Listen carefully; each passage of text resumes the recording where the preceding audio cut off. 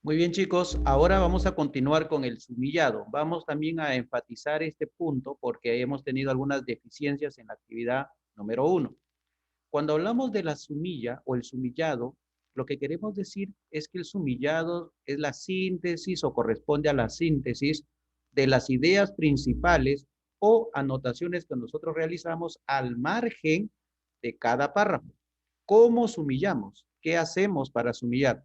Lo primero que tenemos que hacer es leer el texto, identificamos el tema, los subtemas, las ideas principales, subrayamos las ideas principales y finalmente con ese subrayado es que nosotros podemos elaborar las sumillas de cada párrafo. Veamos un ejemplo, veamos una aplicación.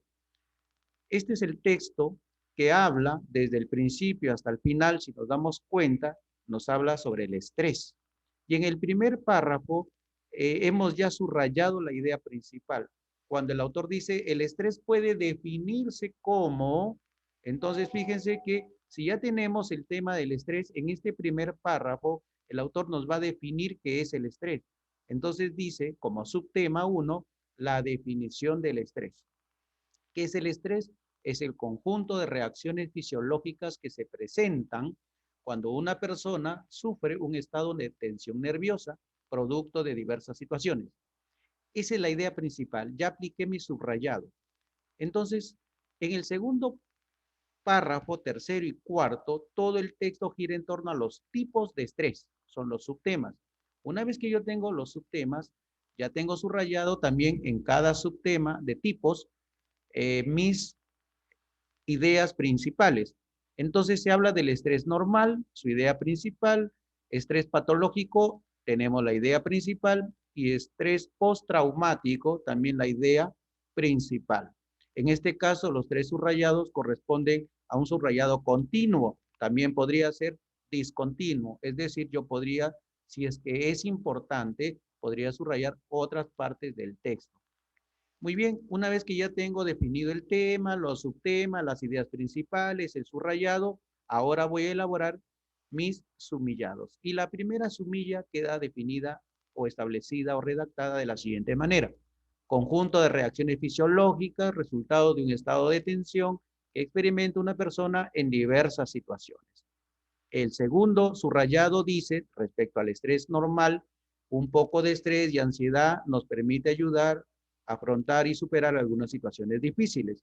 Yo hago el sumillado, la sumilla, la síntesis y la resumo de esta manera.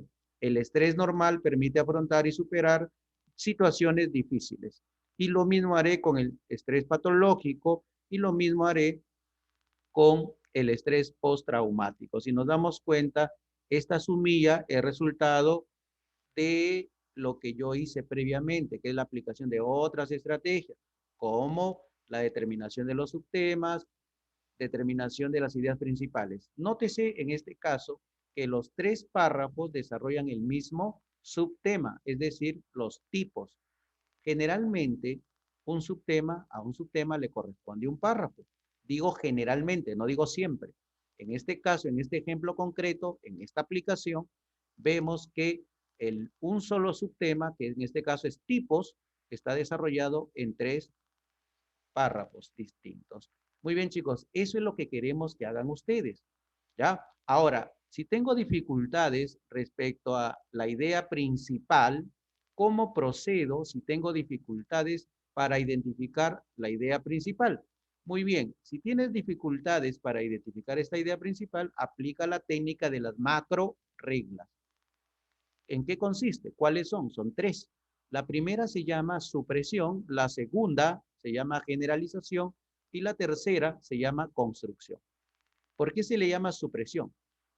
¿En qué consiste esta técnica de la supresión? Se suprime la información que no es necesaria porque aporta información secundaria o de detalles. Se le llama generalización porque yo en el texto voy a encontrar algunos ejemplos y los ejemplos no pueden ser una idea principal, pero yo la puedo sustituir por una idea más general que las incluya. Luego vemos los ejemplos. Y la construcción significa cuando la idea principal no aparece en el texto, es implícita. Yo tengo que elaborarla, yo tengo que construirla para que puedan integrar todas las demás ideas. Veamos ejemplos de supresión, generalización y construcción. ¿Cómo podemos aplicar estas macro reglas si es que tuviera dificultad para identificar mi idea principal? Veamos. En el primer caso se dice que el origen del fútbol en el Perú, así como en la mayoría de países de Sudamérica y en muchas partes del mundo, está íntimamente asociado a la presencia de los ingleses.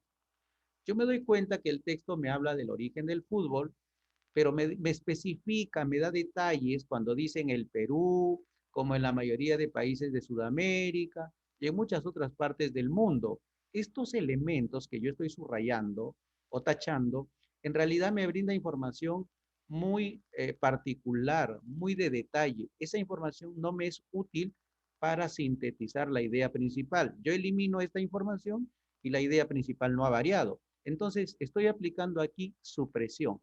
Estoy suprimiendo elementos que resultan innecesarios porque me aporta información secundaria. De tal manera que la idea principal queda sumillada de la siguiente manera. El origen del fútbol está asociado a la presencia de los ingleses. Punto. En el caso del texto 2, dice, esta tarde no hubo clases, así que comenzaron a divertirse en el jardín. María rebotaba una pelota contra la pared, Pedro jugaba con unos muñecos en el rincón y Julito construía torres de arena con sus potes playeros. Notes en este caso que hablo o brindo información muy particular respecto a lo que hacía María, lo que hacía Pedro, lo que hacía Julito. O sea, estoy entrando en el plano de los, cómo es que ellos comenzaron a divertirse, qué hacían, son los ejemplos concretos de cómo ellos se divertían. Yo aquí voy a generalizar y voy a eliminar, por ejemplo, no voy a hablar de María, no voy a hablar de Pedro, no voy a hablar de Julito, sino que voy a utilizar una palabra que los englobe a todo, que generalice a estos tres conceptos de María, Pedro y Julito. Y mira cómo queda la idea principal. Esa tarde los niños, y con niños estoy generalizando a María, Pedro y Julito, ya no necesito mencionarlos, comenzaron a jugar en el jardín. Y con el verbo jugar estoy sustituyendo, generalizando a que María rebotaba una pelota, que Pedro jugaba con los muñecos y que Julito construía torres de arena.